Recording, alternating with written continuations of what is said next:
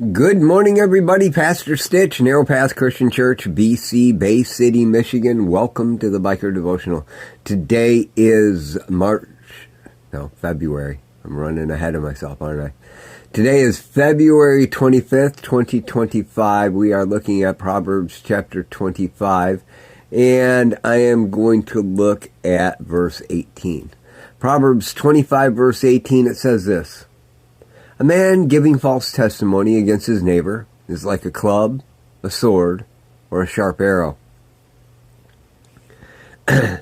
You know, I don't know how many times in my life people have lied about me, said things that were hurtful, painful, not true.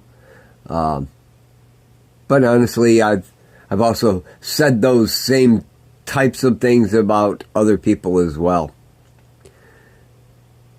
Solomon is having a conversation with his sons, having a conversation with you and I, like Chris and Rhonda and Eric Felipe.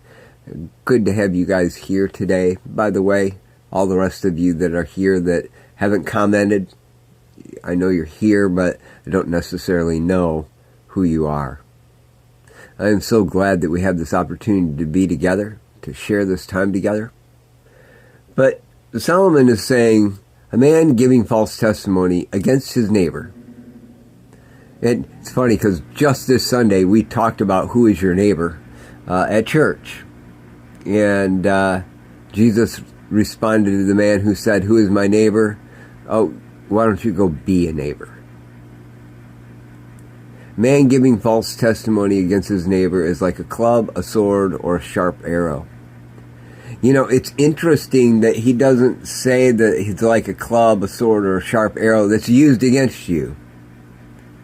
He said that man is like a weapon of war. You know, when you look at it that way, doesn't it make a little more sense?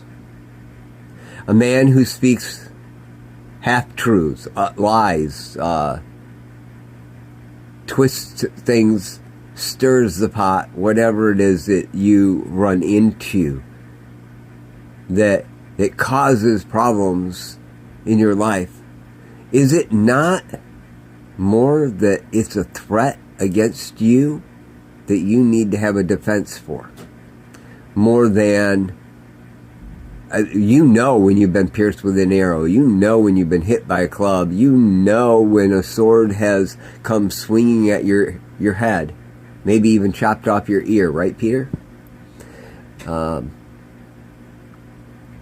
Solomon is going deeper in this and reminding you that those things are the same as knowing that your enemy has a sword ready to use against you, has a club ready to use against you, has a sharp arrow ready to use against you.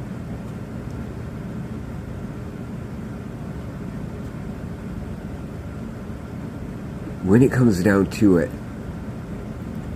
a man gives false testimony against his neighbor. It's like a club, a sword, or a sharp arrow.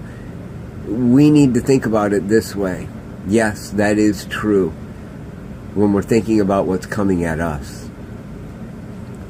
But if we look at what Jesus said to the man who asked, "Who's my neighbor?" and Jesus tells the parable of the Good Samaritan, he doesn't say who the neighbor is. He said, who was the neighbor? Go be like him. Let's be the neighbor today.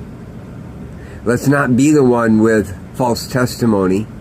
Let's not be the one who is ready to give that strike that may disable or wound or actually kill someone around us. Let's not even be so blind as to not help those that are in need around us. A man gives false testimony against a neighbor, speaks an untruth about a neighbor. It's the same as drawing a sword, pulling out your club, shooting an arrow, having those weapons of war. So, as I'm looking at this today, how do I apply this in my life? And I'm seeing it in multiple formats. One, just because they said something, yes, it is a threat, but it is not necessarily something that I need to do anything about. On the other side of it, if I'm the one that has those words, I need to put them away. And I need to do something that's helpful, not harmful.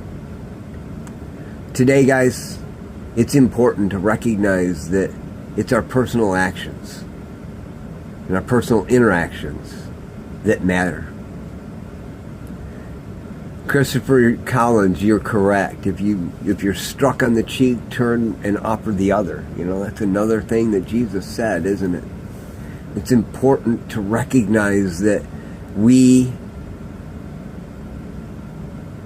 have not died, and we can go out. It's interesting that there's more in Proverbs 25 that we often don't want to deal with, that deal with how we interact with others. I hope you spent time reading those words today as well. Guys, I love y'all. Hope you have a great day. God bless.